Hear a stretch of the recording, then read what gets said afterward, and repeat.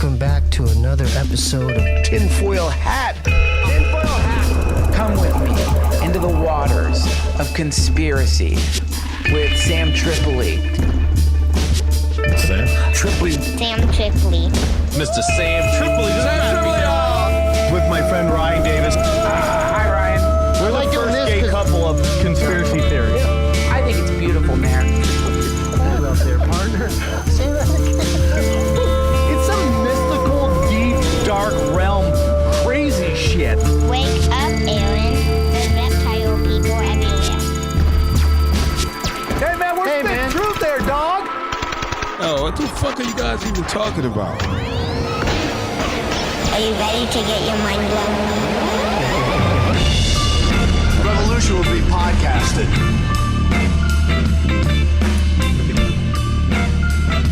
All right, and welcome to another fun, festive episode of Tinfoil Hat. I'm Sam Tripoli.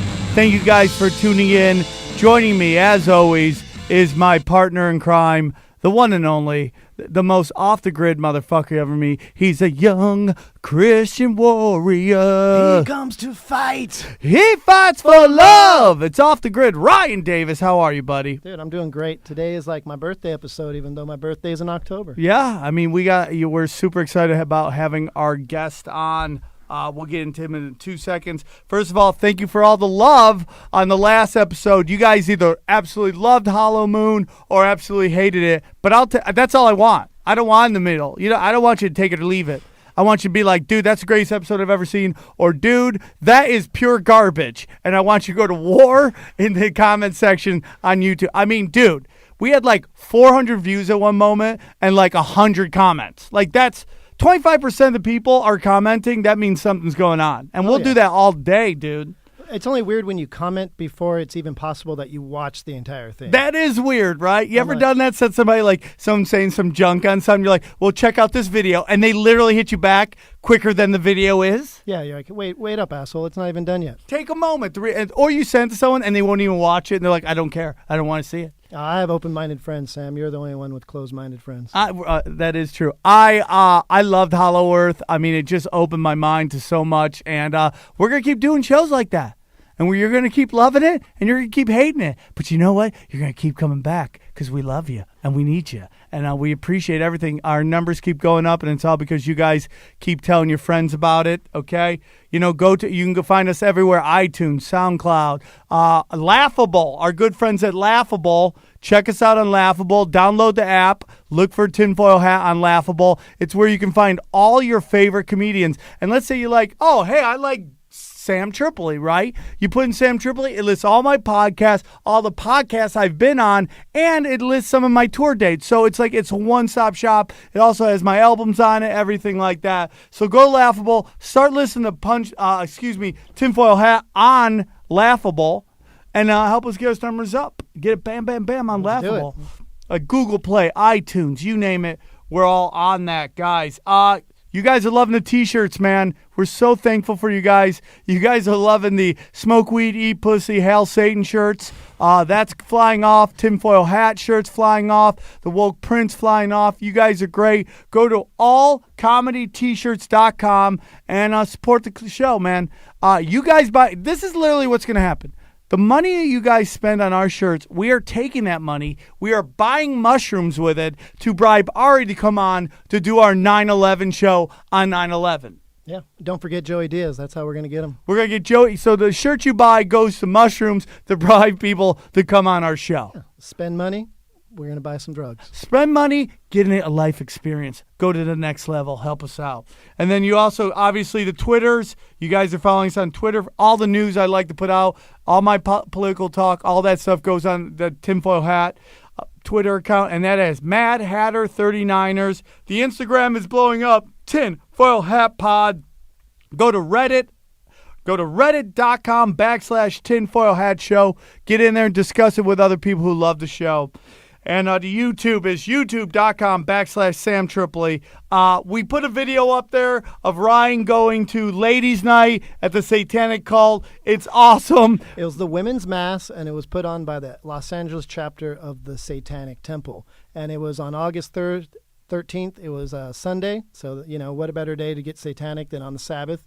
I went out there. I witnessed a liberation ritual and a bloodletting ritual.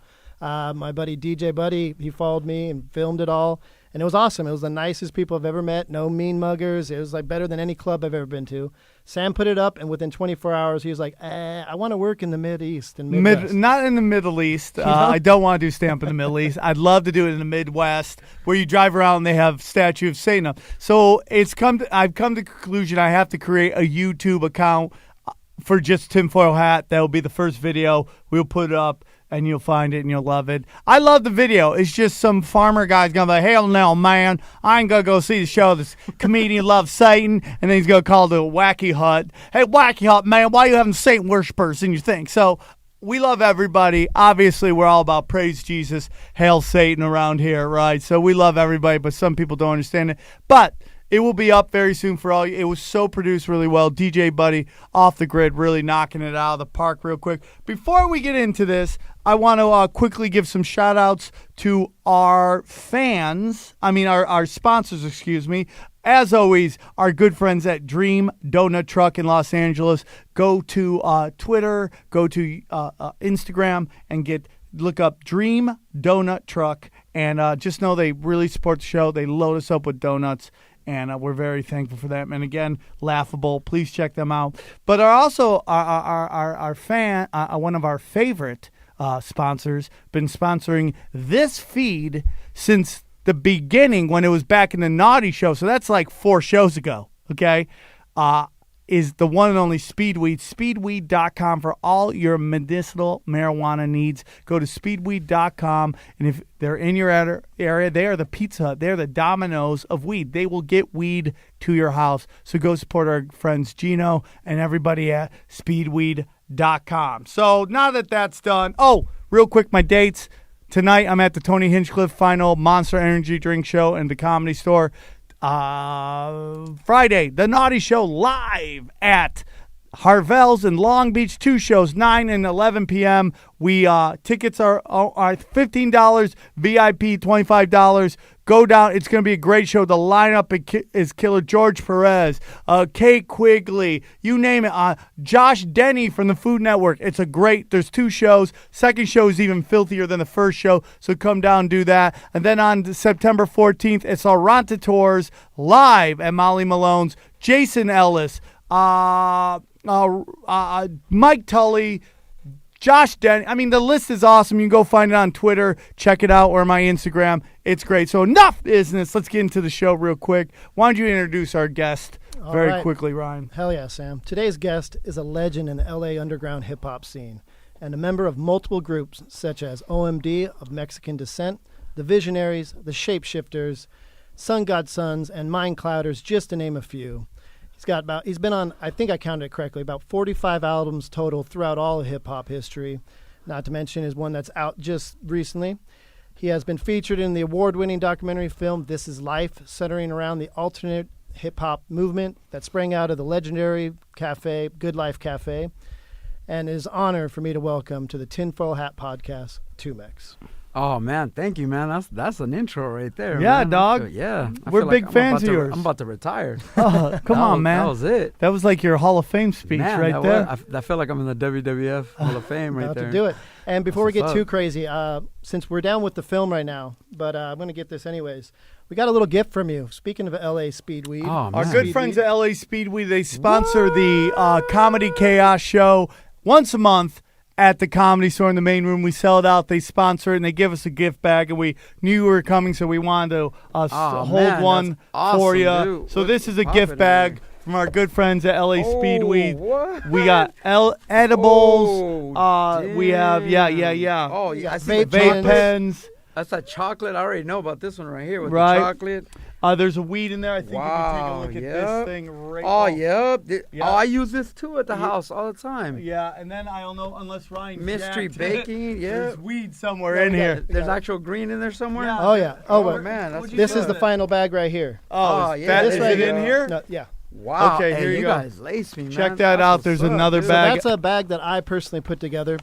If you can go ahead. Oh so man, I'm about. this is all audio. Look at this. What is this, Mexican Christmas right here? now? So, Dude, my parents never even treated me like so this. for those of you that don't know, go ahead. Ooh, What's I got inside some- that sock? I got nang champa. Yeah, because I you got know some nang your car is gonna champa. smell after today. I got the. Is this a Cure CD? That's one of my favorite Cure albums, dude, man. you know that I have got it from Kiss Rhino Me, Records. Kiss Me, Kiss Me tattooed on my wrist right Dude, here. this guy has your rookie card, Dude, bro. this He knows guy- this guy- everything. man, this is your life right here. Yeah, this And since is. we're all about the Champa, all of it- Illuminati, you It got says a little, I got Illuminati air freshener. Oh, Oh, that means I won't get pulled over by the cops. Yeah, dude. I love that. And then, dude, this is what I'm talking. I think there's weed in here. oh yeah, there's weed in there. Oh man, that's Holy what I'm shit, talking dude. about. You Bam. went deep on that. Now, if you notice inside that bag, the Uh-huh. bag is where the real kicker is. Oh man, am I Okay. tripping? Oh, There's more? that blue sock. Oh, and Check the out, blue oh, sock. here. You Check happen to out the notice. blue Oh sock. man. Check Tell out the me, blue sock. oh man, I feel like telepathically, I already feel like it's gonna be some What is that? mushrooms. Yes. Oh, damn, dude. Take 'em You got now. mushrooms for You got some everybody. Yeah. Girl Scout cookie, and you got some Dude. golden cubensis straight from Humboldt County from a little guy I know. Happens to Oh, be named Juan De dude. Niro. He's the Mexican Johnny Cash. Is he? Oh Shout man. out to Juan De Niro. Thanks for the golden Let me cubensis. tell you something right now. Thank you very much for all of this stuff. And this right here, as of tonight, little by little, this will go away every night. Because I shroom about once every 72 hours if I have it. So it's like, oh, man, you just loaded me up. I'm good for like 4 or 5. I'm So good hell for like yeah, 4 or and 5 sessions. I thought it was Thank you. perfect for what we're about to talk to. Oh, man, get perfect. into Man, today. man, I'm blessed, dude. Thank you very much. I'm like, you have no idea because it This really is is an honor for you to be here for me Mexican personally. it is Mexican Christmas. 'Cause, Mexican Christmas, bro. Like Salvi We Christmas. hook it up, dog. I mean, as So MCs good. in hip hop that changed my life and helped me to really open my mind. I mean, it's KRS One, it's Tupac, it's the Jizza, and honestly, man, it's Tumex. Oh, man, really? I appreciate that, man. I grew up in the hills right next to Chino.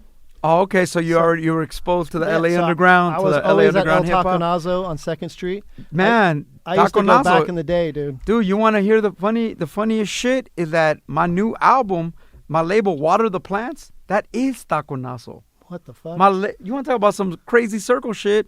My label Water the Plants is Taconazo. The people that run Taconazo is Water the Plants, Oh, which wow. is my label.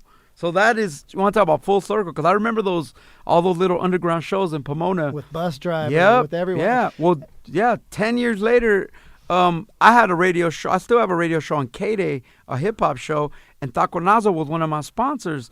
And, dude, last year we started talking, and, dude, they signed me to that record deal that put out L'Hospital. So that's, talk about full circle, man. Now That's- you have a big show coming Yeah. up now too.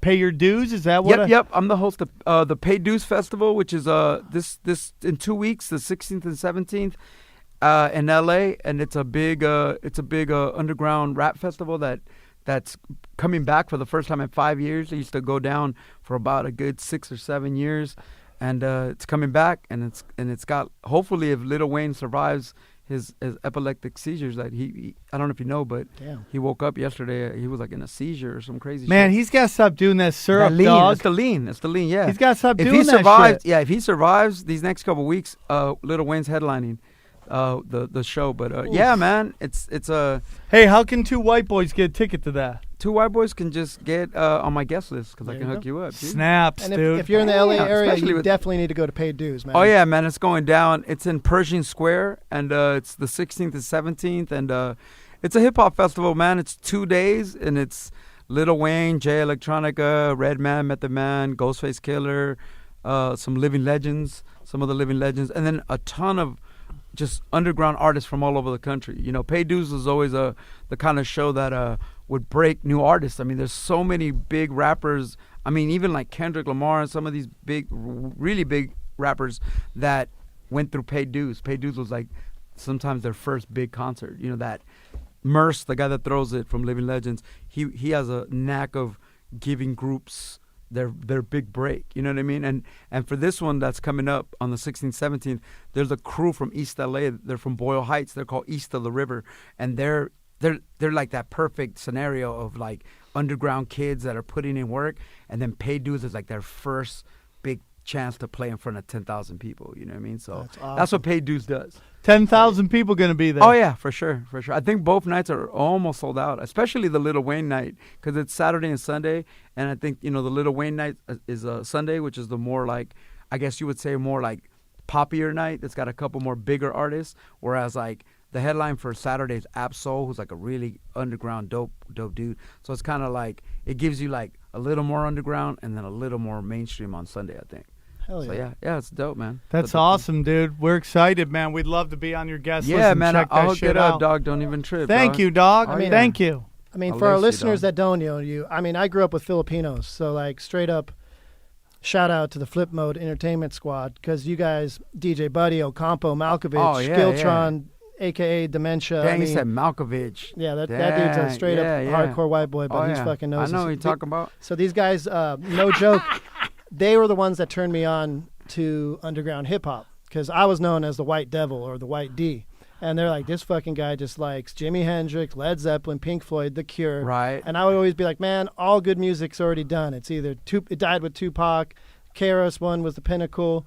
You know, I was like, Wu-Tang's still hitting it, but what is going on right now? And they're like, let me lace you with something. And they told me about the Visionaries. Oh, dope. So if you can explain to people who don't know you, Yeah, for sure. you know, just give it that rundown. Just to give you guys a rundown, man, my name's Alejandro Caña Jr. I was born in East LA. I grew up in Mid-City LA on a Washington and La Brea in a nice prostitution crackhead neighborhood. Yeah, dude. And, I've probably been there. Yeah, as I'm saying. And then I'm part of a LA Underground collective. I started rapping at the Good Life Cafe on Crenshaw and Exposition. And because of the Good Life Cafe, which was an open mic that Oh, had there's a rapper open mics? Open Mic Eagle. Oh, really? Yeah, there's So, like, you come yeah. down with, like... Oh, rapper open mics? Is there? Yeah. Oh, yeah. Oh, There's so what tons of happens? them. They come down and they just, like, they have one, This 3 particular minutes? one, check the one that I came from, which was called the Good Life Cafe. It was on a Thursday night, and it was only from 8 to 10. And it was on Crenshaw and Exposition inside of a Muslim health food store. And the place only holds 50 people, but somehow 400, 500 people would come every Thursday. And a lot of underground rap groups from like everything from groups kind of like the Far Side, Jurassic 5, even groups like that didn't go all the time, like the Black Eyed Peas and all this stuff. Yeah. It influenced a lot. Before Fergie. Yeah, before remember Fergie. that. Exactly. Yeah, it influenced a lot of it was like a cultural place where it was almost like an Apollo. So you basically would get there, you would sign up, and you would get 5 minutes, and there's only a couple rules: no cursing, no disrespecting women, and a couple other rules. And you basically would go up there, and as soon as you start rapping, either they like it or you would get booed. They would be like, we had a thing called please pass the mic. So you start rapping, and then people are giving you a chance. And if you're doing good, people start cheering for you, giving you love. If you suck, then please pass the mic. Please pass the mic. And they would just boo you the shit out of it. Or like if you accidentally cussed, if you were just like, run up, fuck it, cut you right the fuck off. Damn. So it taught you discipline. And it taught you to like go every week with one prepared song. So for me, that's what it did. It made me, I wanted to, shine there. So I would all week write one song, perform it in the mirror, do my thing, and then go there. And it was like a little open mic. And a lot of big groups and a lot of artists, polish their skills. And I'm one of the lucky ones that got to bounce out of there. And because of original groups like Freestyle Fellowship and CVE, Hip Hop Clan, all these underground groups, because of them, I got to be like the second generation of that, and I got to travel all over the world, man. I went to 22 countries. And isn't that crazy? Man, I'm just very like similar like that with my stand-up comedy. Right. I have, I flunked first grade. I was held back, and because they didn't feel like I was mature enough for the next level, which is brutal to tell a kid that he's not ready that is crazy. for second what grade. Were you eating crayons? Yeah, What were you dude, doing, 100%. So, like, the fact that I've been pretty much every continent on the planet telling jokes, Yeah. man. And I'm a little older than everybody, but it's like they expected me to pump gas. Like that was expected. Yeah, and of you me. followed your dream, right? Yeah. Yeah, it's all about following your dreams. I tell everybody all the time, it's really about just doing it for yourself. Like a lot of people want to connect financial success with art, and I'm like, dude, it doesn't connect like that. As long as you're doing what's pure in your heart and you're making you and people happy, then you've out of control succeeded more than the millions and millions of people that are trapped in their fucking cubicles that hate what the fuck they're doing and don't want to fucking couldn't waste agree in their more, life, dude. you know what I mean? I couldn't agree more. I want to get into something before we start listening to a couple of your songs, or maybe you want to listen to the songs first. But we always get asked to talk about, and we're going to do a whole episode on it. But I kind of would like to pick your brain a couple minutes on it about the push by the record industry, the radio industry, to more push dirty gangster shit over like the more intelligent. Like if you're a free flowing intelligent guy, it's hard to get play because they want a certain persona to. And there's I'm gonna break it the fuck down, dude. Right, I come from an era because you picked the right person to ask because in the mid '90s I actually worked for Columbia Records, DreamWorks Records, Jive RCA, Def Jam. I worked for all these labels. I was a street promo guy. And because I wanted to know how records got put out. So when I first started rapping, some of my friends got signed to major record deals, and I kind of tagged along and started interning at labels and all this shit. And to be honest with you, man, there was always, even from the NWA gangster era, there's always been a conscious effort to pretty much promote either violence or ignorance. And I've sat with major record executives at even places like Interscope and Sony and all these places, and they've straight up looked at me in the eyes year after year after year, and they've been like, there's no money in positive shit. There's no money in intelligent shit. The money is in this ignorant shit. Because as long as you keep people ignorant, right, you keep people fantasizing, like all the music that's out right now, this Little Yachty bullshit, all this little bullshit that's out right now, as long as you keep the people ignorant, then what happens is they work all week, and when Friday comes, they get their paycheck. I call it being Friday rich. You become Friday rich. So you work all week like a fucking rat on a running wheel. You get paid on Friday. Then Friday and Saturday are the 2 days that you live out the fantasies that you watch on TV every day. Oh. So those are the only 2 days that you get to live out that fantasy of being a rich, balling, getting bitches, spending money like a pimp and all this shit.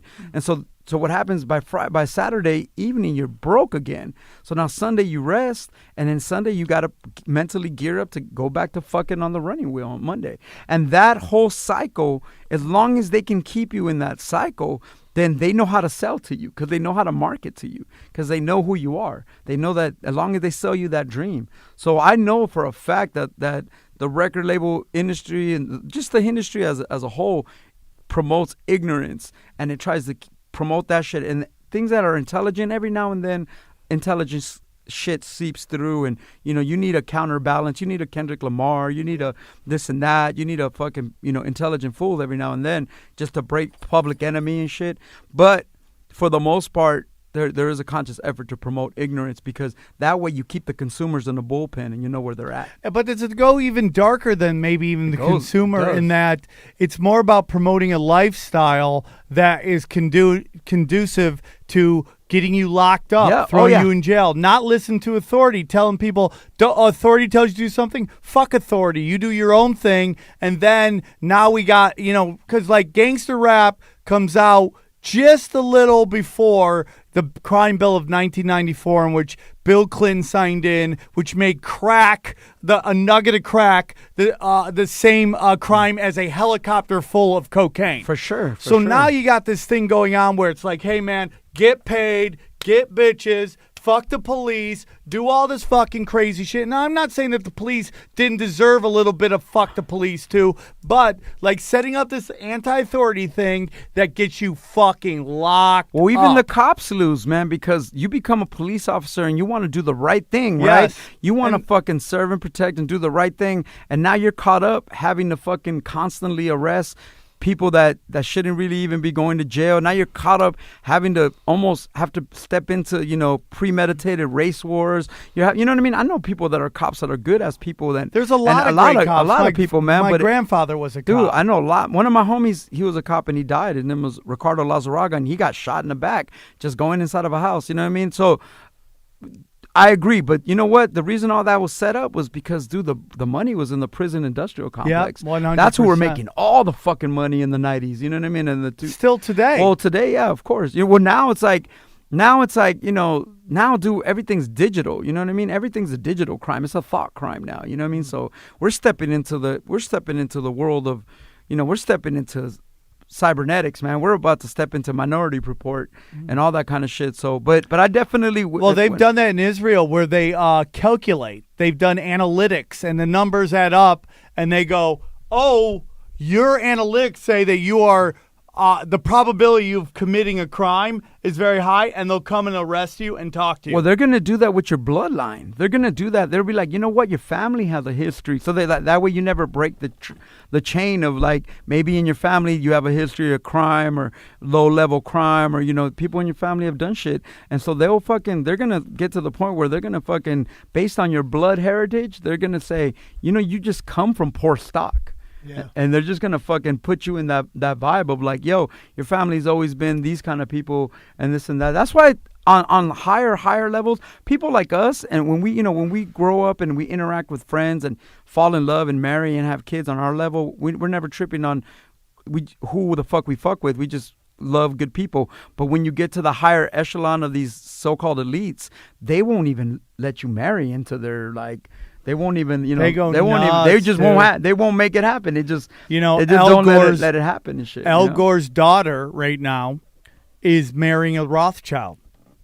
You know, I mean, if you don't think there's some fucking kind of game being played, and that one side cares more about you than the other side, the fucking one of the faces of fucking global warming is marrying into a family that has a direct, you know, hand in the chaos that is in our world. I mean, it's like it's so incredibly obvious what's going on, and you know, you talk to people about this, and they just don't see how it's like rich versus poor. They want to make, you know, it's like I said last week, the only color that matters is green, and that is fucking lizard people, and they're like they're fucking running everything. It's true, man. You know, it's true, man. We all break our dude. Man.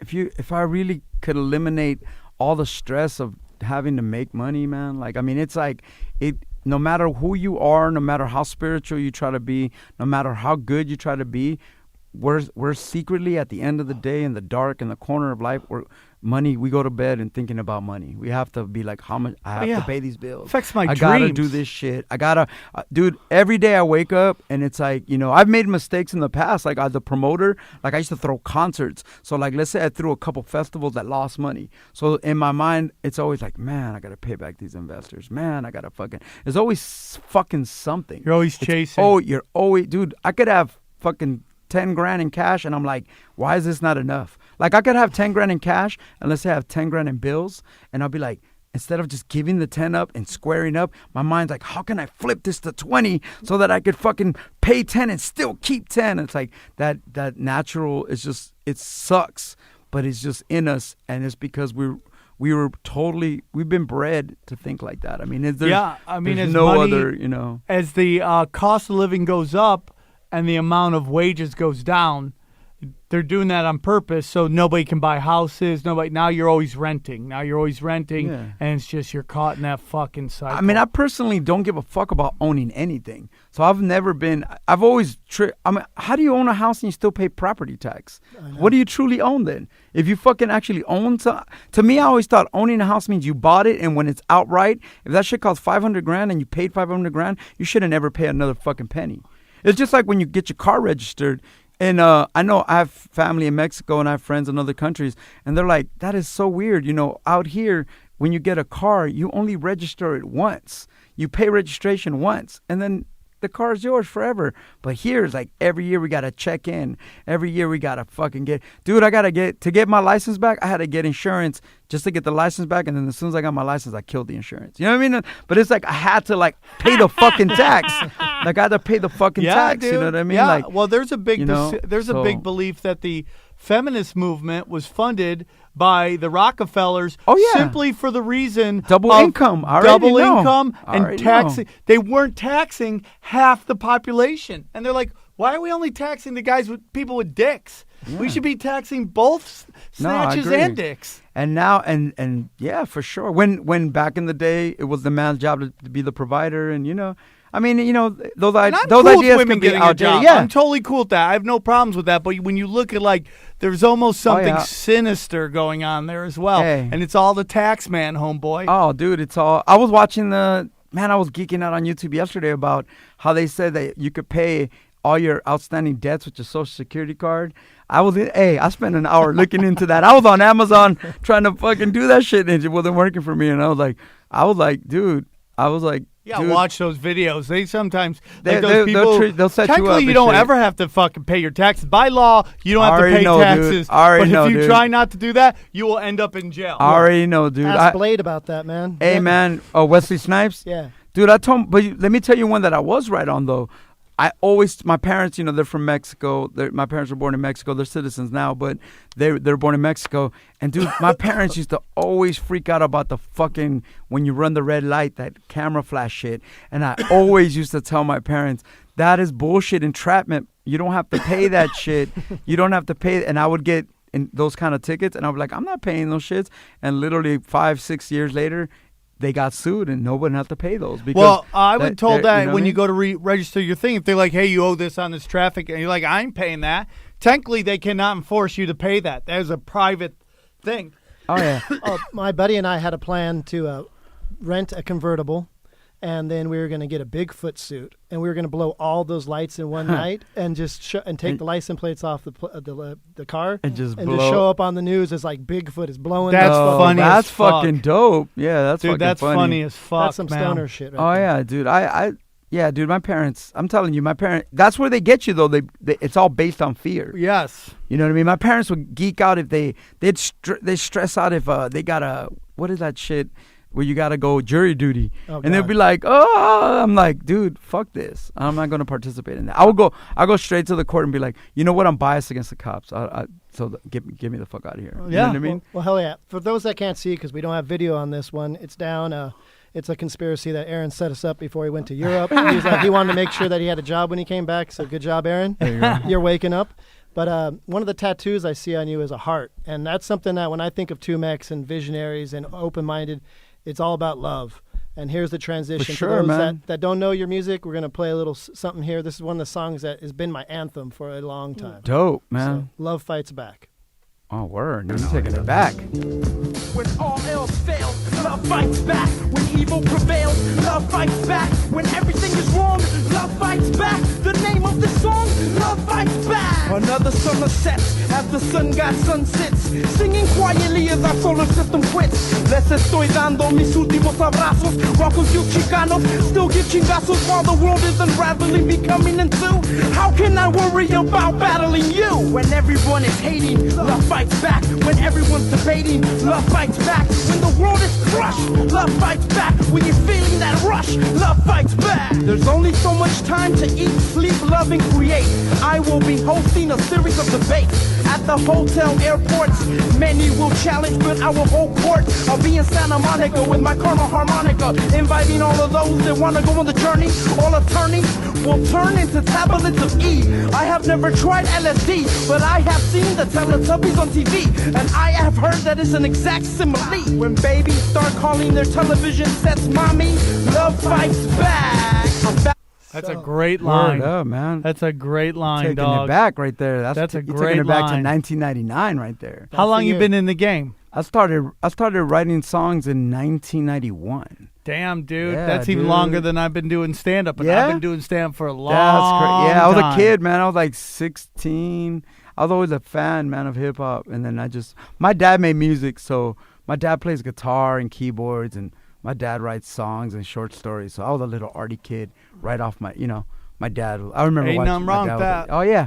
So that's where I got it from my pops, so. I mean, it's so much to hear you speak, and if anyone's hearing you for the first time, they can hear in your voice that you come from a place of elevated, higher thinking. But damn, to me, I'm a white guy from the suburbs, so it was like all I ever thought that hip-hop was, I had nothing to relate to. And I started going to visionary shows, go to Project Blow, go see you play with fucking LA Synth back in the day. Man, Pigeon John. And people would be like, "Oh shit, it's fucking LMNO." I'm like, "Who's?" I thought you were Element because you were white, yeah. Yeah, but I was like, I don't have LRG. And you look like Jay, but you look like James too. You know what I mean? Yeah. So, but damn, I'm telling you, you've reinvented yourself so many times, and I mean, it makes sense that you've been involved with a crew called the Shapeshifters. But one of the ones that really spoke to me was the Mind Clouders. Word, yeah, man. Mind Clouders was me and this. Now, were these each talented producer. different? Sorry, Yeah. Is these each different groups that projects. you're Yeah, in? Or yeah. project? They're not- Constantly different groups. Yeah, because you know what we would start doing is that, you know, you'd be in a group. My first group's called a Mexican Descent, and then me and that group, like, you know, you make music, and then, you know, you meet other friends, and other guys got beats, and like, yo, this guy's got beats over here, and this guy, and you know, sometimes you just kick it with other people. So then I made another group called the Visionaries with 5 other guys, and the Mind Clouders came from the Visionaries because one of our producers was this guy named Todd Mumford from Santa Barbara, California, and he made beats.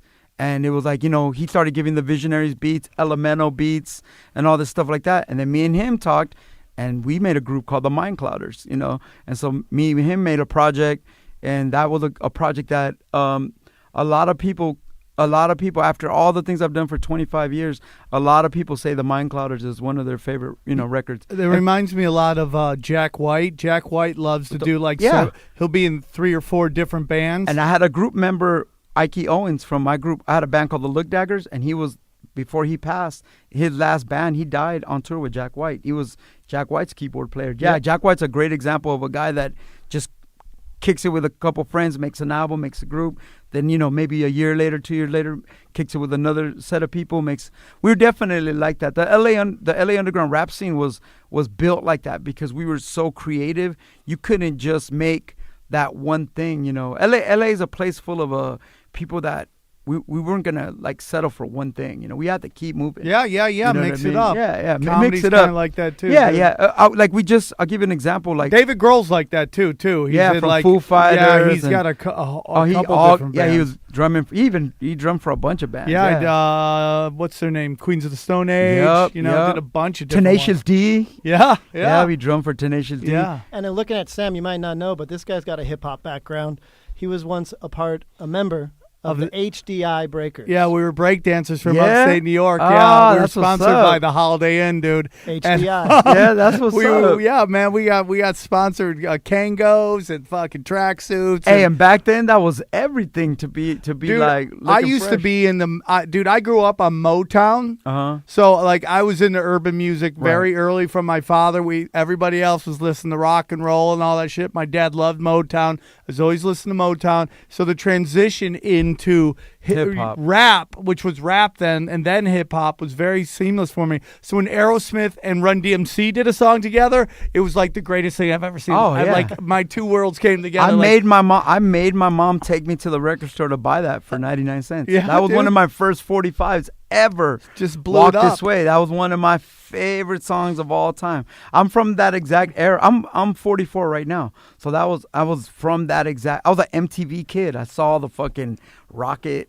I saw the first day of MTV and all that shit. Yeah, dude. Hip hop, Sugar Hill Gang, all that shit. It just dude. sucks what happened to MTV, dude. You know, like Yeah. going back to like the suits and the way they see. You were talking about the prison stuff like that, and I've been talking to people about how television will never change because the people who own all the channels, their money that they make in TV is nothing compared to what they make in banking, drugs, and war. And that is what they make all their money in. So for the longest time, they've used television to promote what gets them the most of those other things. Yeah, so they'll drive it to the ground.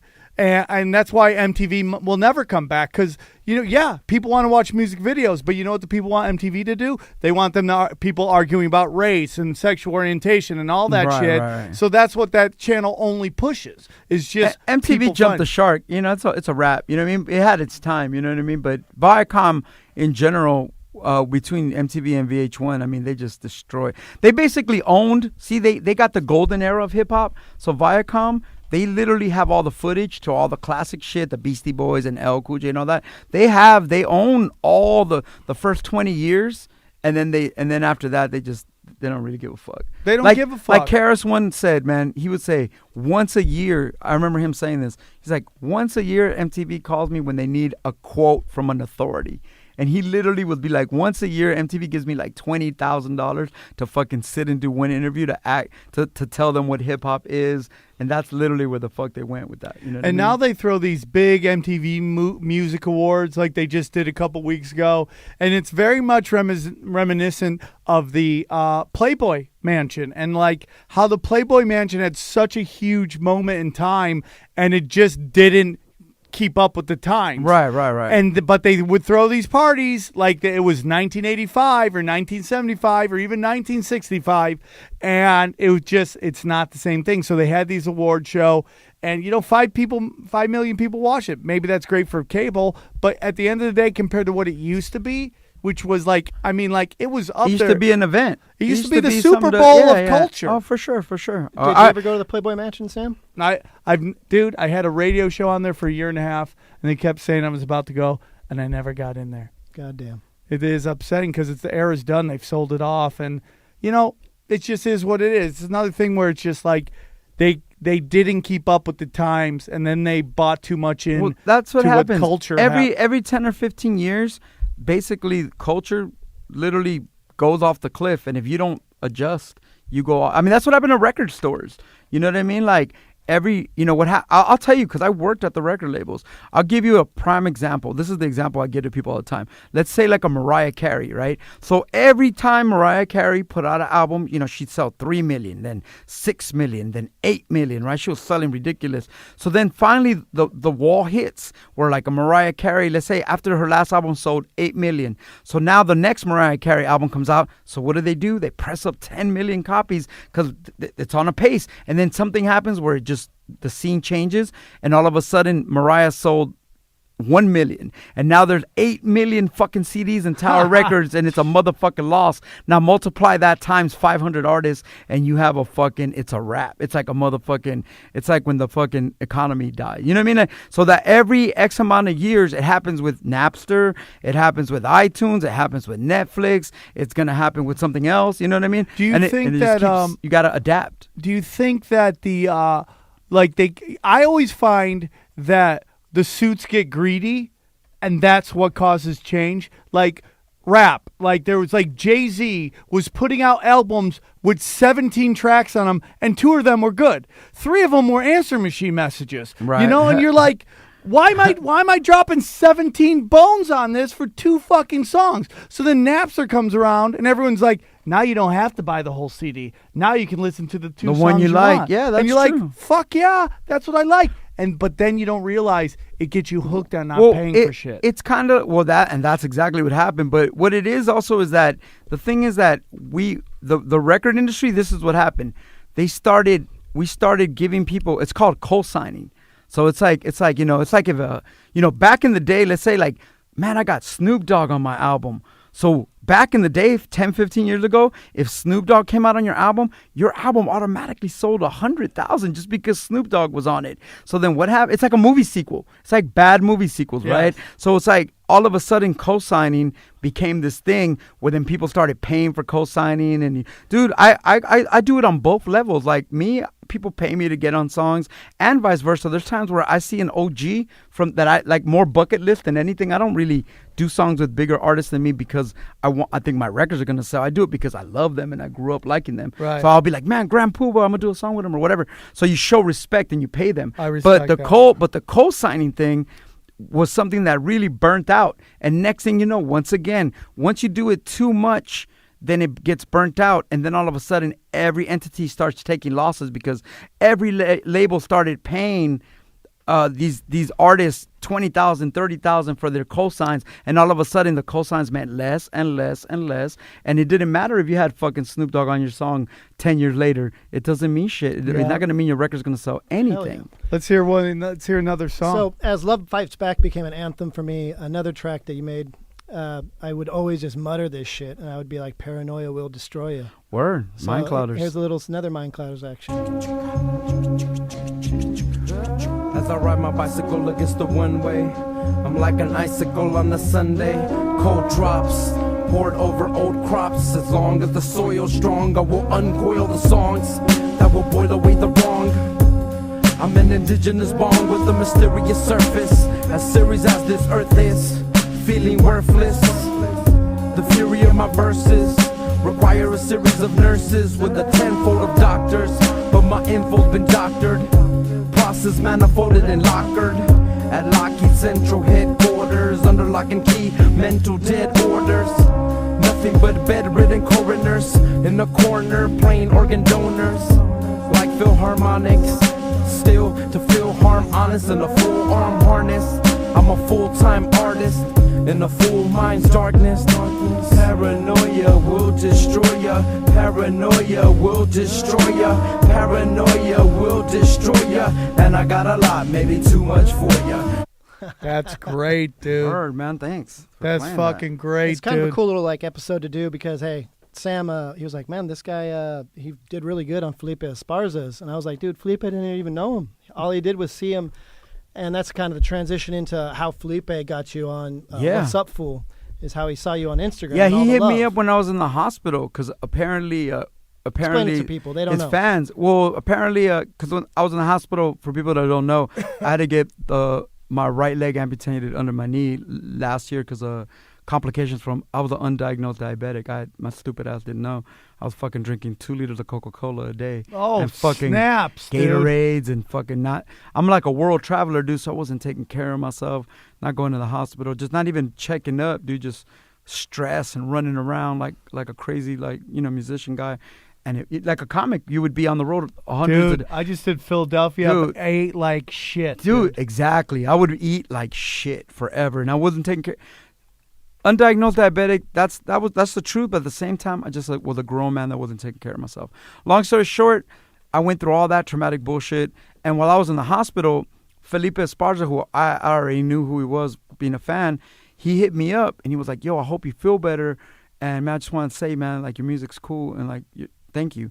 And I was like, man, that's so dope. And I guess my fans were hitting him up and telling him to hit me up, and he did because he's such a good ass dude. And then later, He is a good ass yeah. dude. And then later, that just ended up to me being on his podcast last month, and then I gave him a CD, and he's been hitting me up and being a great guy ever since. You know what I mean? Dude, and I love your stuff. that podcast brought a lot of attention to the record, and it's brought me here back with y'all. You know what I mean? It's dope. Yeah, I feel like you have a theme just in the fact that there's that hashtag, my fan base will destroy you, and Yeah. also the album and whatnot. The fact is that like you're surrounded by love and positivity, and we don't have trolls, we have ravens, because a bunch of ravens is an unkindness. So, Right. and that's only on the YouTube, really. Besides that, man, I just want to clarify. I don't think that anybody is, I think we have loving fans, and I don't think you mean it like that. I just want to say that.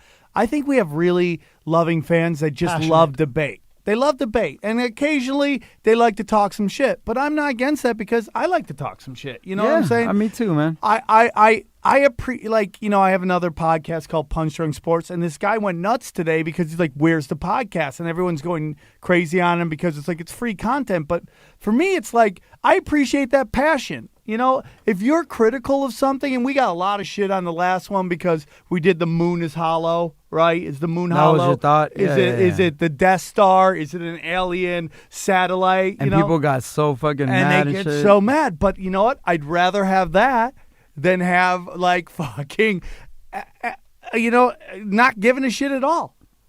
No, Apathy, I- just like fucking, I don't care. It's fine. I'd rather have people Look, be. as long as motherfuckers are using their brains, I'm with it.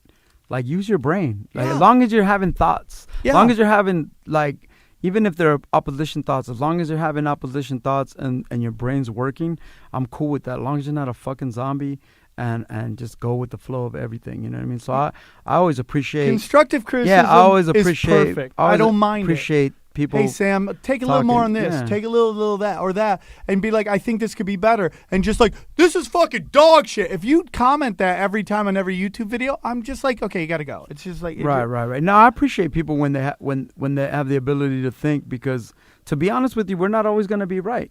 And I love being wrong, because when I'm wrong, I'm closer to being right. Yeah. That's true. The one thing that people have been telling me, and I was telling Sam, is to speak up, Ryan, speak into the mic. And I'm like, man, I mutter ever since I've been born. I talk like I'm making love inside of a church library.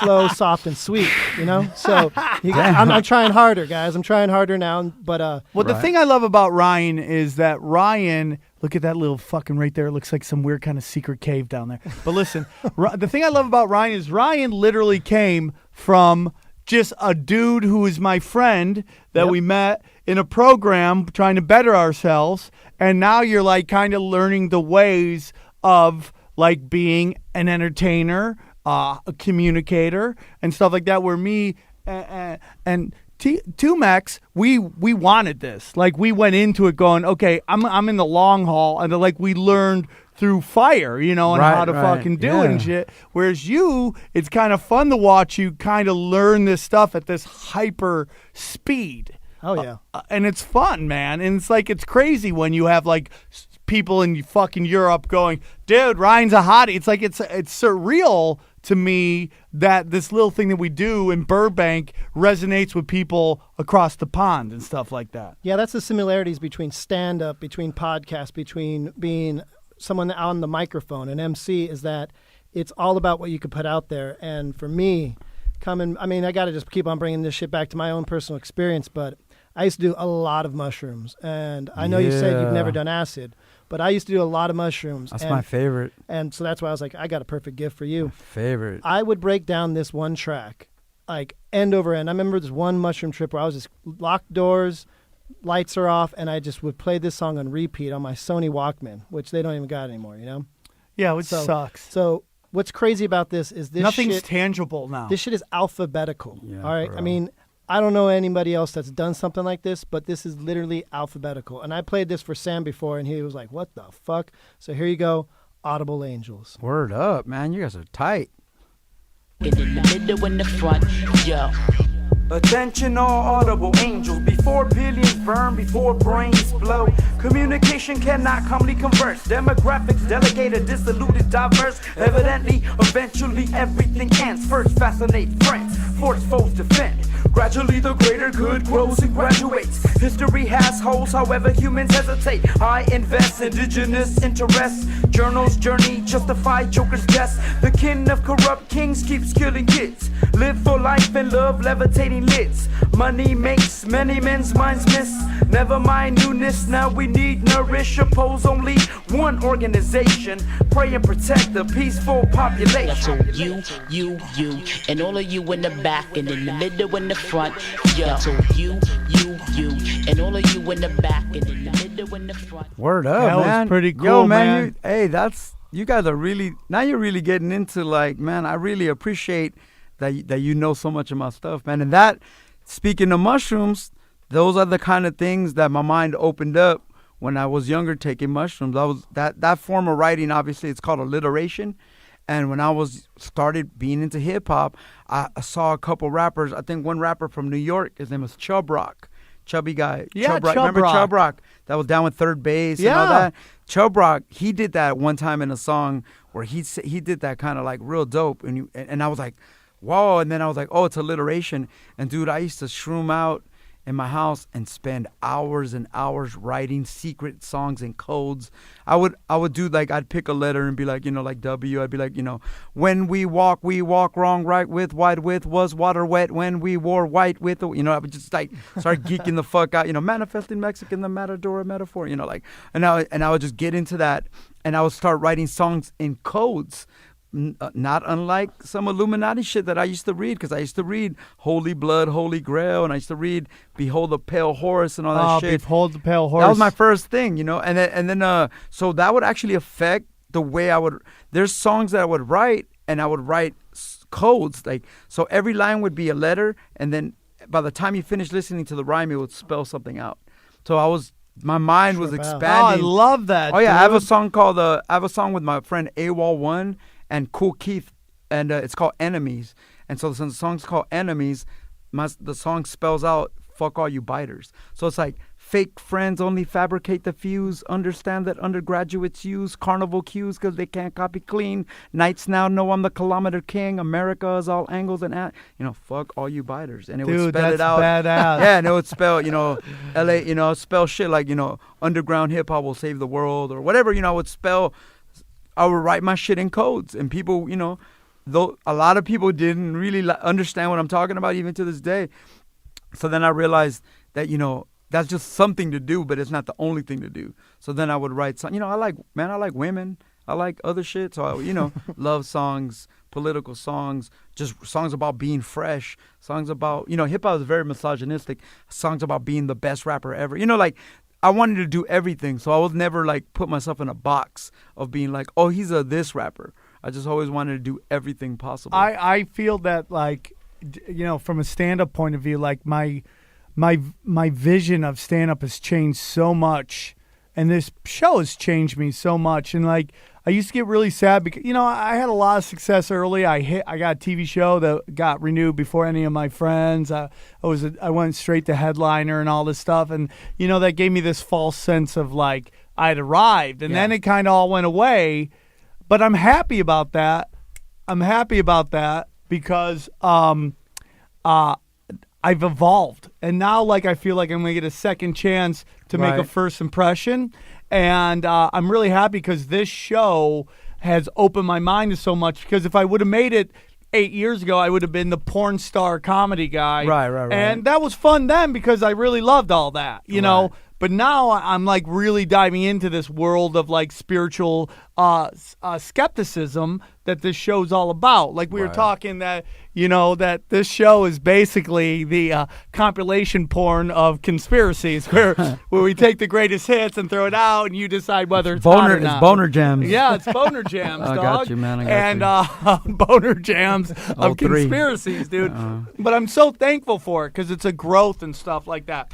And since we've been talking about psychedelics in general, and it's one of the things I hit you up about if you're down, because I know, the concept of underground elevated hip hop is literally third eye rap. Yeah. And so I'm wondering if you could, it's one of the themes that's also been happening lately. Sam's like, I got to find DMT. I got to get into the realm. That's my goal in life. You've done mushrooms. What else have you done? done? I've done, weed, mushrooms, peyote, DMT. I'm trying to think if there's anything else. I've done DMT, opium, dude? Salvia. Opium. No, I haven't. Only LSD, salvia, and then I told Felipe on his podcast, I got tricked into doing coke like once. That was it. Somebody was his put name it Sam in a Tripoli.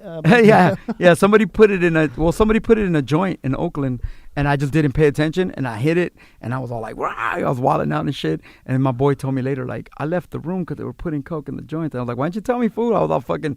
I thought I was the greatest rapper of all time that night. That's what coke I did like does, the greatest show of all time, and I was like, we're killing them. I was like wilding out, dude, and my friends were just laughing. But mostly my number one. As much as I love weed, I love straight weed. Weed's actually number 2. I actually, without being too much of a promoter of it, I like shrooms, and I find myself going in waves. I've been taking shrooms for the better part of 20 years, and I go through my waves where, man, I went through a wave where I did shrooms every week for 3 years, 4 years, and then I'll go years without it, and then I'll come back, and right now actually in 2017 I'm actually in a wave where I'm back at it. I'm back kind of like casually taking it like every couple weeks, just randomly, like no plans, not even sometimes not taking a full dose, and I'll be at my house, it's 10 o'clock at night, and I'm like, fuck it, I'm gonna take it. Boom, take it, and just kick one back cap? and write. One little cap? It depends on what I have.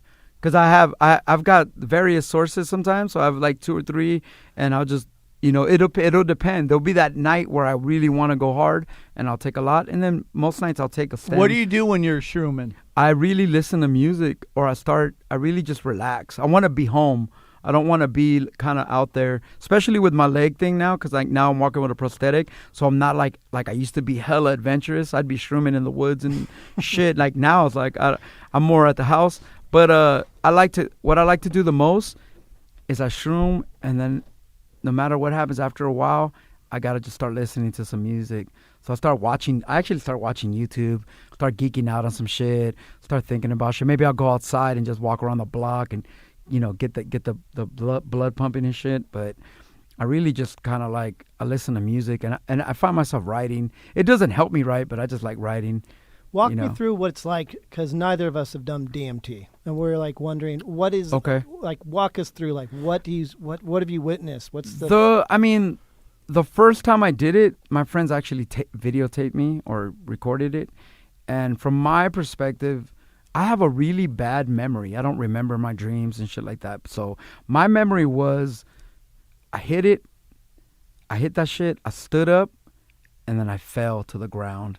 And then for me, the what I tell people all the time, imagine, to me it was like a black screen, and it reminded me, we had music playing, and so it reminded me of like the game Tetris, kind of like colors coming down at you at fast streams, and like it reminded me of the game Tetris, where I just remember grooving out, and then I remember having this crazy feeling of that real despair feeling, because your mind's kind of fighting. Once you start tripping, your mind's like, what the fuck's happening? You start doing all that bullshit, and like I had this crazy feeling, like a crazy scared feeling of like almost falling, like you're about to hit something, like you're about to hit the ground, and I felt that for so long that after a while I was like, well, nothing's gonna happen. You're gonna be okay. And I was like, you're gonna be okay. You're gonna be okay. And then I felt like I finally like mastered, the sense of not feeling like I was gonna hit something. And to be honest, it was just a shower of colors. I can't say I after that it got real silent for a while, and I felt real peaceful. And to be honest with you, it was just darkness and like showers of colors. And then to be honest with you, it only lasts 10 minutes, 12 minutes. You come back. And how many times have you done it? I've only done it like 3 times. But I just heard from a friend of mine that's actually like a kind of like a DMT coach. He told me that I've been doing. Yes, I have a friend. I have a homie. Coach. All right, kids, get in the showers. I'll bring them in. You guys just talk to aliens and alien planes. Come on, get up. Give me 5 laps real quick. I got my Give me homie, 5 laps. my homie Arash, who's in the burner scene. He's like a burner guy. He's all into the Burning Man scene and all that music. And he just told me that I've done it 3 times. He told me that I've been doing it wrong, and he told me that because I've hit it once, like.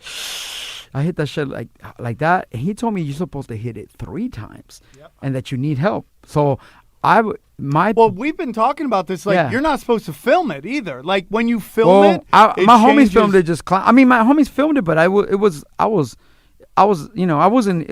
concerned with it. It was like I was out of the equation. They were just laughing at me because I fell, and they were concerned with me. They said I fell, and they said that shit was just coming out of my mouth, like you know what I mean? That I was like, nah, whatever and shit.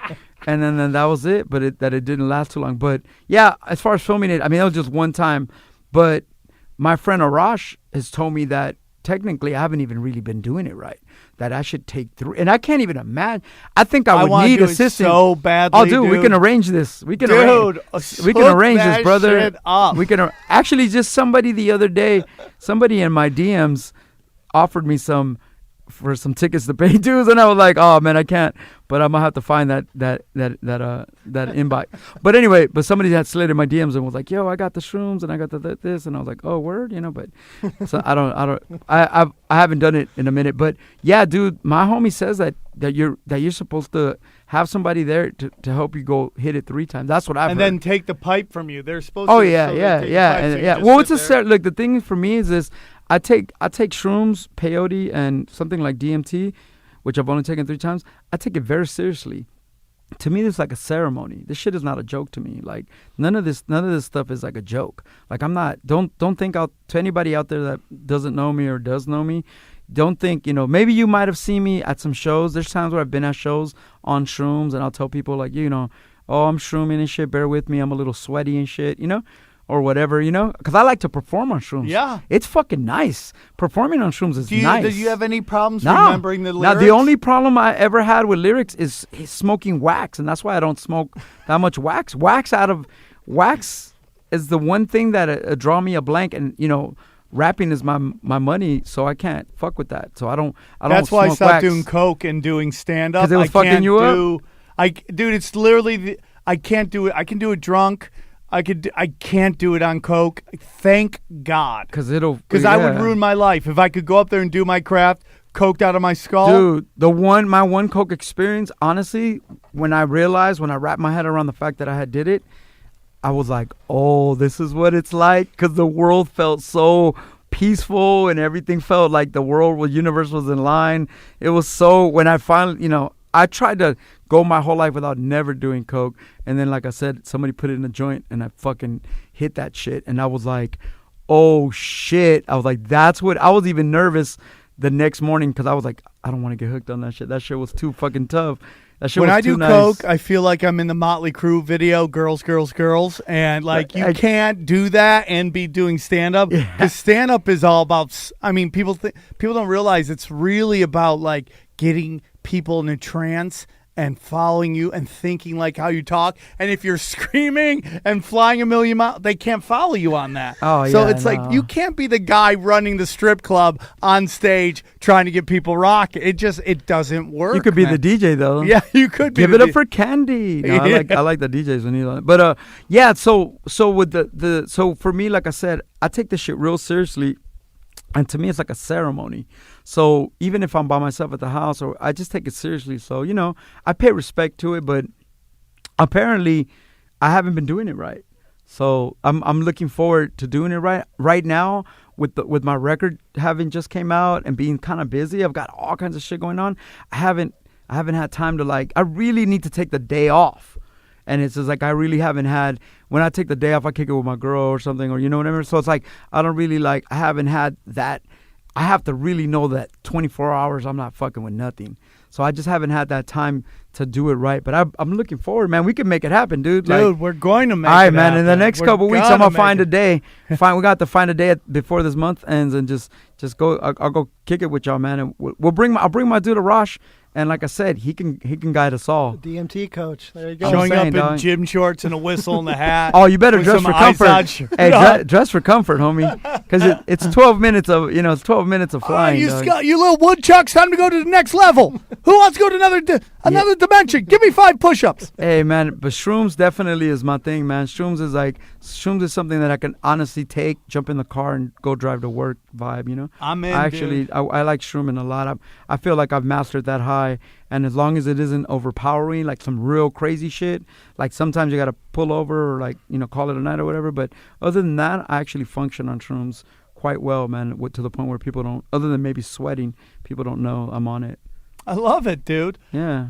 It goes deep, man. Do you got another song? Do you want to get into the... We're going to end with that one. Pineal gland. Yeah, so I mean... Let's just get into the science of it. DMT, it stands for dimethyltryptamine, and it's a psychoactive chemical that's produced in the human brain within the pineal gland. And historically, it is what the Eye of Horus is in Egypt.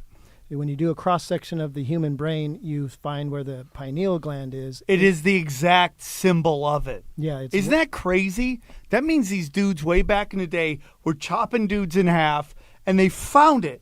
The exact look, like the Eye of Horus is the exactly what the pineal gland looks like. Yeah, and they say the Egyptians used to grind up the pineal gland and ingest it. We couldn't find exactly whether they smoked it or they just ate that shit. But I'm considering they had to just eat it. Dude, that's think crazy. Back of these Mayans, these Egyptians, and how advanced their civilization was. But at the same time, they're sacrificing dudes. Well, I mean, it was a simpler things. We're over here fucking with fidget spinners and fucking just confusing the fuck. We're just like zombies and shit out here. We are zombies. And in fact, you're talking about the gland.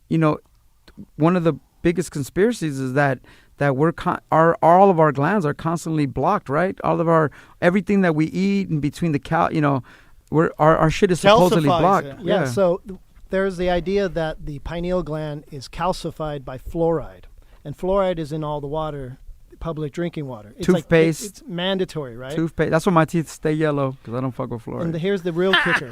The very first people to ever put fluoride in the water were the Germans, the Nazis, in the prison camps for the Jews.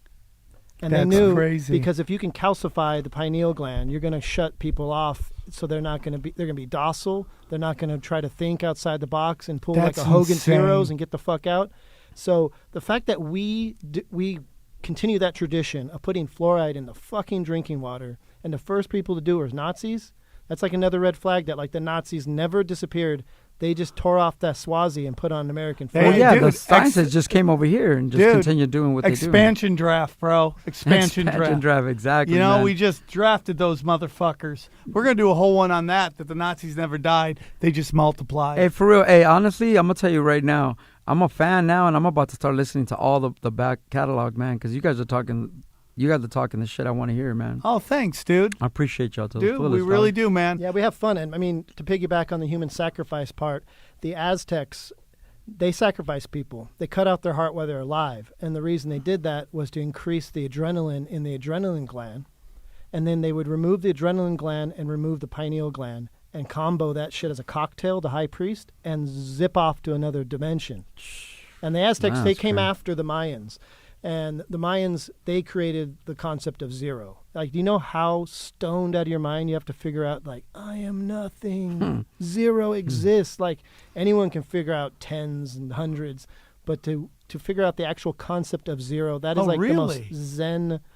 Like, when you get to a real Zen state, whether it's meditation or psychedelic use or right after you nut, like, you're the most peaceful fucking human on planet. Dude, that's for sure. That's the whole thing about spirituality, to get the zero. They talk about that all the time. It's like the be nothingness is the most elevated level you can get to. Well, that's why having nothing is awesome, because you don't have, as long as you don't own anything, then what are you worrying about? What are you carrying? What are you like having to stress about? If you just don't. I personally tried to not have anything. Like, I don't want anything I don't already have. Yeah, what you own begins to own you. For sure, that's for sure. And they've we've been indoctrinated in a capitalist society where it's buy, consume, right. Spend more, get the next fucking iPhone. Like, you're never going to be complete. You need more and more products. When really, you get out to nature and you get out in the forest, you don't have your phone on you, you don't have Wi-Fi signal. You're like, hey, why the fuck don't I do this?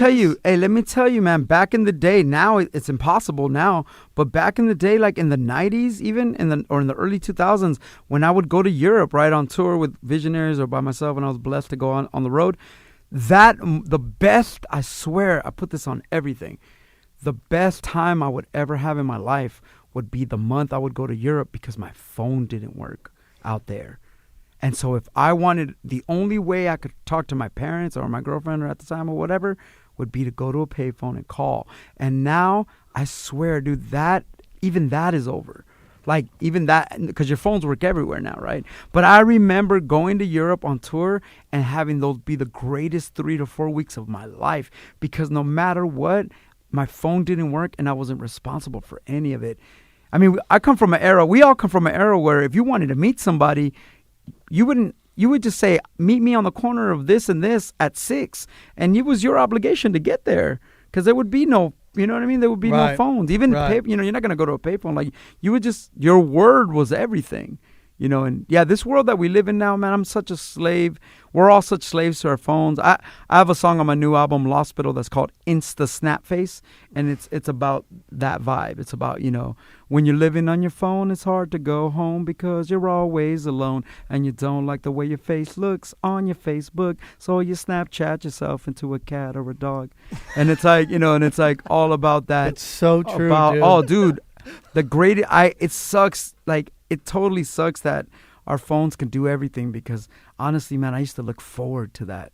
I used to be like, dude, I'm out here somewhere 24 hours, 48 hours, 72 hours. And if I need to call my mom or something, then I'll do it. Right. But then that was it. Yep. And it felt so wonderful. I'm totally with that, dude. I'm glad you brought up Europe, because that kind of ties it all home. Someone mentioned this. They gave me an email, and they're like, if you guys talk about DMT again, make sure you bring up the Vatican. And there's a statue in the Vatican of this giant pine cone.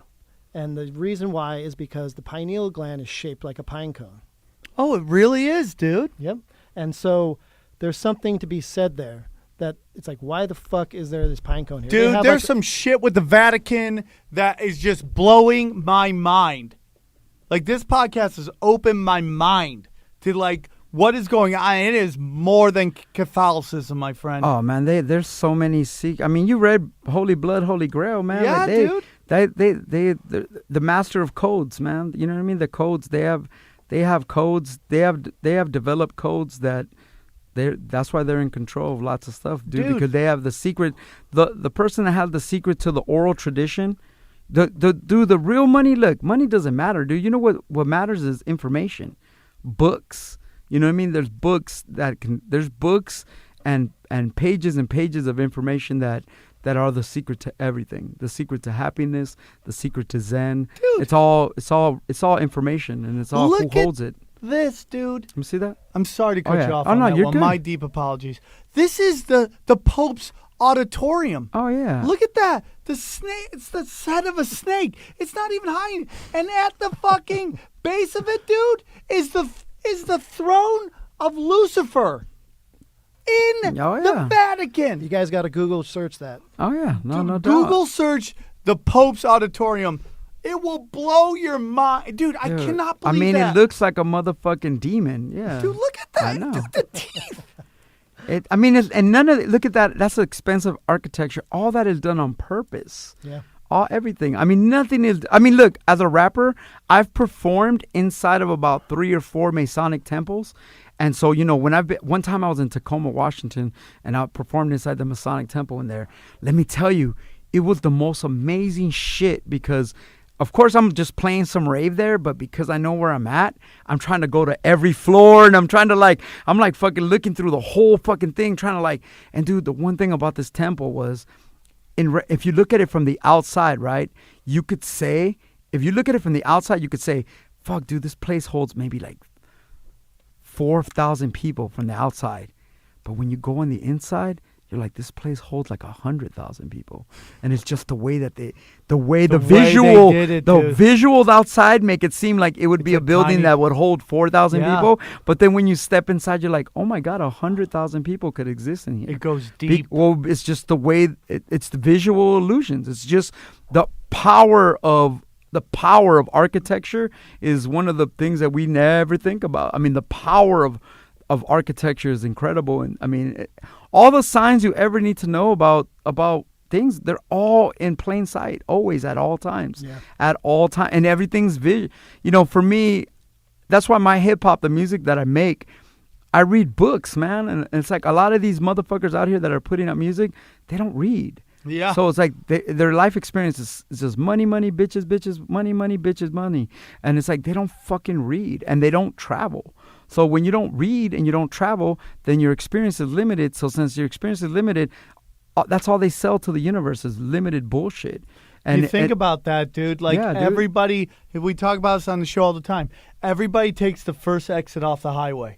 And there's so much more amazing shit down the highway. The world. I mean, this screensaver that you have right here is blows my mind away because it just reminds me of traveling. You know what I mean? And it reminds me of how big the world is. And I didn't start traveling until I was 24, 25. So before then, I just had a limited concept of what I was about until I started seeing. And then I started going to Greece and Paris, and I started seeing all the buildings there, and I started seeing the sign.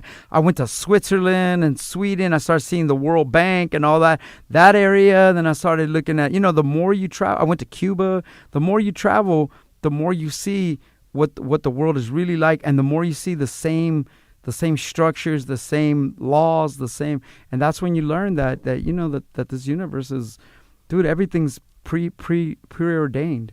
And if it's preordained for you to be an idiot. And if you're enlightened, and as you get enlightened, you start seeing the truth, and as you see the truth, you become better as a person, and you feel better because you feel, even though the world's fucked up, you feel more safe because acquired knowledge is everything. As long as you're a dumb zombie, then you will always be scared of a fly. Dude, I totally agree with that, dude. I totally agree with this that. This has been like my favorite personal episode because I was telling a friend of mine, I was like, dude, we're going to interview Tumex tomorrow. And he's like, are you fucking kidding me? And I was like, man, this, for me, because I'm going to be sober 16 months on the 6th. And if you would have told me 17 months ago, I'd be sitting with a friend that I'd watched on stage he's a stand-up comedian, he's hilarious, a sweetheart of a guy, and that I'd be interviewing Tumex, I'd be like, you're fucking out of your mind. I'm a drunk, I'm a loser, I'm not deserving of these things, and I shit you not, the same side of sobriety and psychedelics, they're like two sides of the same coin. Because you get fucking high as shit on sobriety, just as high as you can get on psychedelics. Most definitely. But for me, it's like, I bought the ticket. Now I got to take this ride and see how it goes. And you guys are, like I said, man, you guys, I'm gonna definitely pump this up to my fans and my people, and my people that know me and my music. This is exactly what we fiend. I fiend for intelligent conversation. Dude. I fiend for deeper thoughts. I fiend for new words, dog. I need to hear. I can't stand. That's why the music, a lot of the music the new music that we make. I have a song, my new song is called Unfashionable. And it's like, I don't want to be the old man shaking my fist, but we've all gone way too far to go out like this.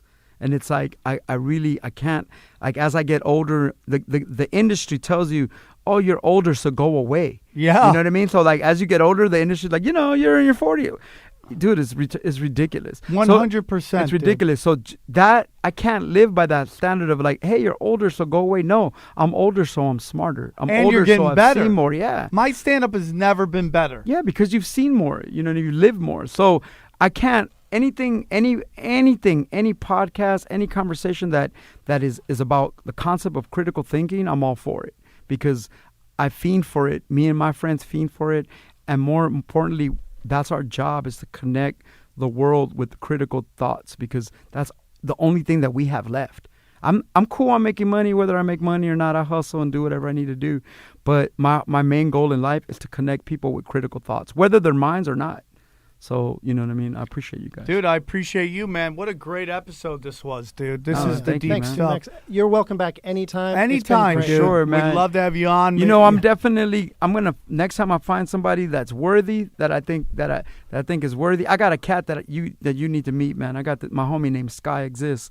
He is, man. He's Awesome. a Let's mixture set of it both up, of y'all. dude. And we'll set it up, brother. And I'll definitely come back next time I got something like super important that I really want the world to connect to. Dude, man. that'd be great, man. We'll set up.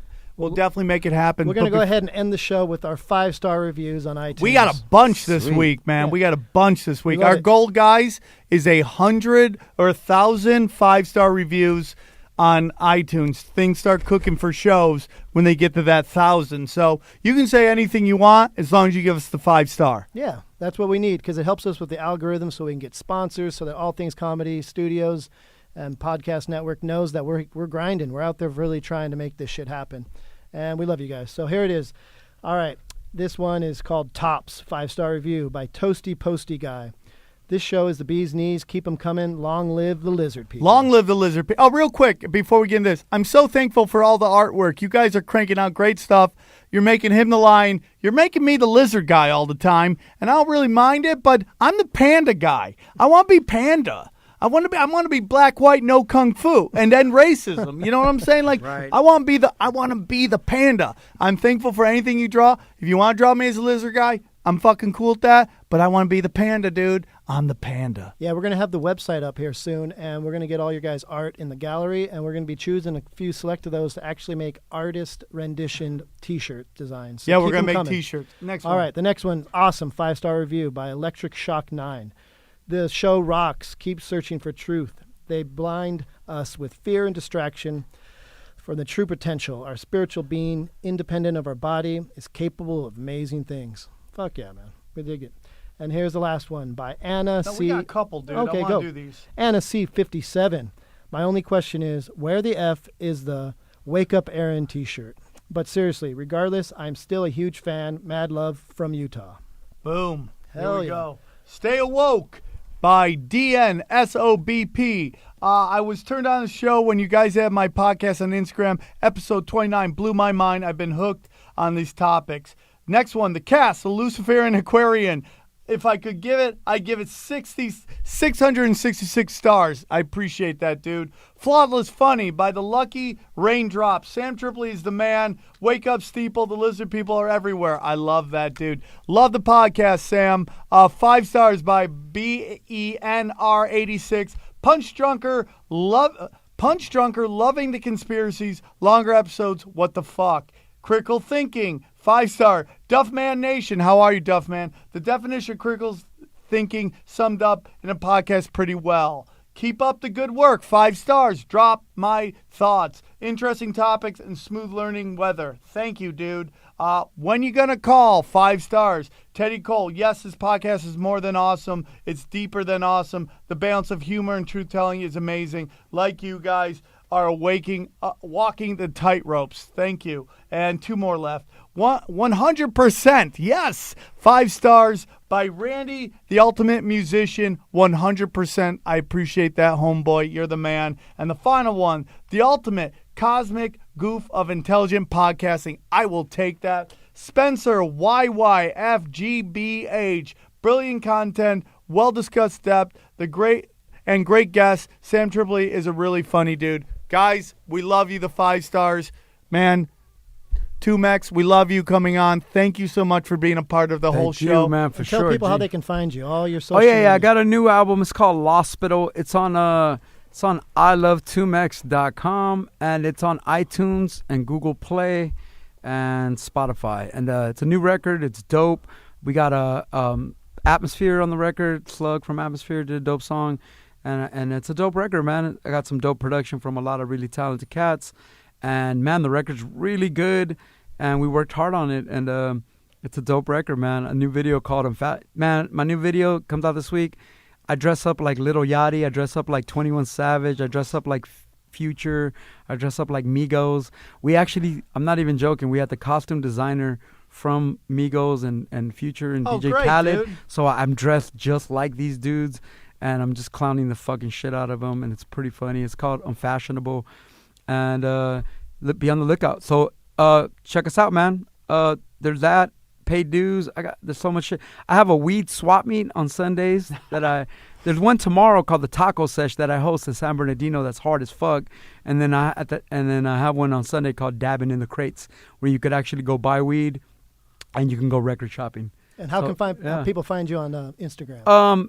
That's probably the only social media I use. 2mex OMD. So 2MEX OMD. 2mex OMD on Instagram. And yeah, man, follow me. Talk to me, dude. And yeah, man, I'm out there, man. We do all kind. I got a million things going on, dude. I lost my leg, but not my mind and shit. I love it, dude. So I'm back. I'm back in the game. Thanks Huh? again, love it, 2mex. dude. We're actually going to end this whole podcast with one of your tracks from the new album. Sweet, man. So thanks again. You're welcome back anytime. This is We love you. Bollywood Squares. Yes. Yes.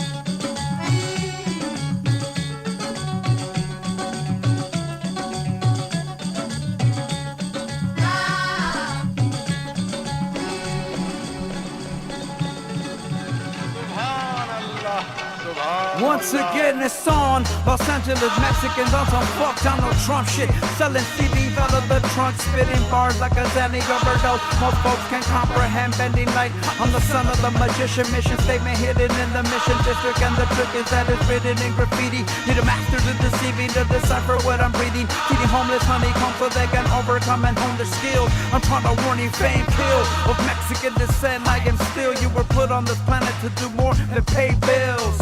Keep your head high and stay chill. Keep the freestyle fellowship and free will.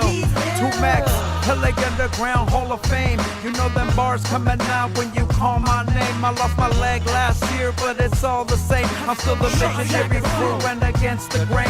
Trying to tell you that Monsanto's poison in the grain. Social media trying to overtake your brain. Fame kills, so you all are the walking.